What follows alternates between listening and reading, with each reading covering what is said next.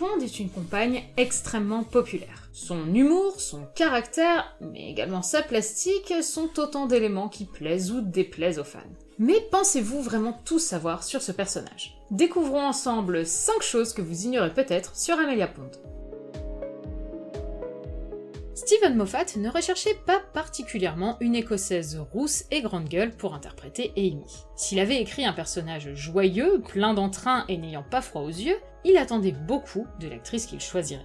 Avant même le début des entretiens, le directeur de casting Andy Pryor suggéra Karen Gillan, qui était apparue dans l'épisode The Fires of Pompeii la saison précédente et lui semblait tout indiquer. Une suggestion ignorée par Steven Moffat qui, d'après les images qu'on lui donna à voir, crut qu'elle était petite et trapue. Il avait plus en tête l'image d'une Amy grande et élancée. Le casting voit défiler d'excellentes actrices, tout offrant une prestation enthousiasmant l'équipe, mais aucune ne semblant toutefois se démarquer. Quand vient alors la dernière de la liste, Karen Gillan. Loin de l'image que s'en était fait Moffat via vidéo, elle est grande et élancée, avec des jambes qui n'en finissent pas.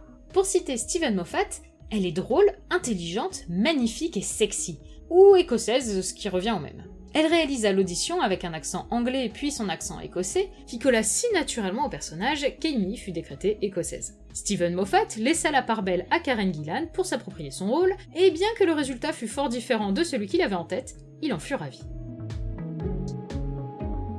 Karen Gillan n'a pas uniquement eu son mot à dire sur le tempérament d'Amy. Elle a également eu une place importante dans l'élaboration de ses costumes et de son apparence en général. Il lui arrivait parfois de porter ses propres vêtements.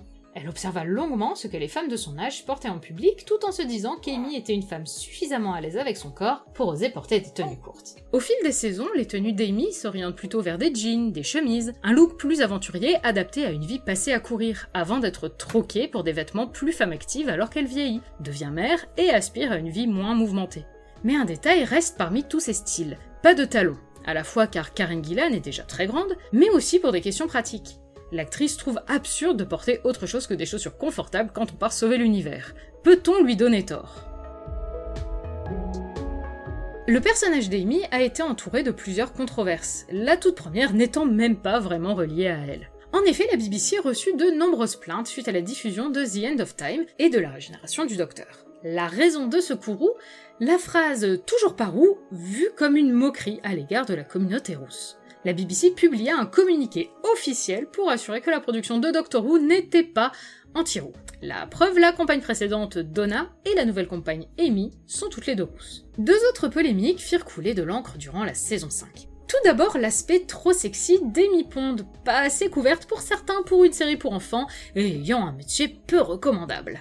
Ensuite, le fait qu'elle essaye de séduire le docteur, car, au choix, une compagne ne devrait pas avoir des mœurs aussi légères, ou bien, et c'est un argument plus valable que Steven Moffat lui-même a reconnu par la suite, le ton de cette scène semble inapproprié et n'est pas adapté à la série.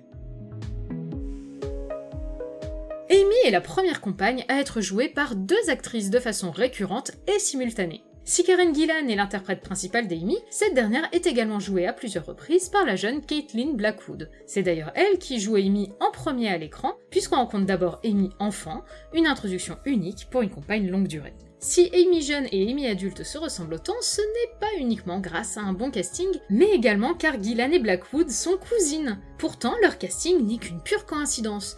Avant de tourner dans l'épisode, elles ne s'étaient jamais rencontrées. Doctor Who rapproche les familles.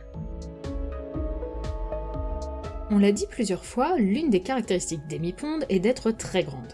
Du haut de ses 1m80, il s'agit de la plus grande compagne du Docteur, et ce depuis 1963. Elle dépasse de 5 cm la deuxième plus grande, Grace Holloway, et fait même 10 cm de plus que les compagnes New suivantes, Donna Noble et River Song. Elle fait donc 28 cm de plus que le quatuor des plus petites du classement, Zoé, Nyssa, Astrid et Victoria, faisant toutes les 4 1m52. J'espère vous avoir fait découvrir quelques détails au sujet d'Amy Pond et de son interprète Karen Gillan. Sur quel personnage aimeriez-vous en savoir plus? Dites-le moi dans les commentaires. Merci aux viewers qui m'ont aidé à écrire cette vidéo sur Twitch. Pour nous rejoindre, eh bien c'est très simple, le lien se trouve en description. Sur ce, à une prochaine vidéo, des oublis.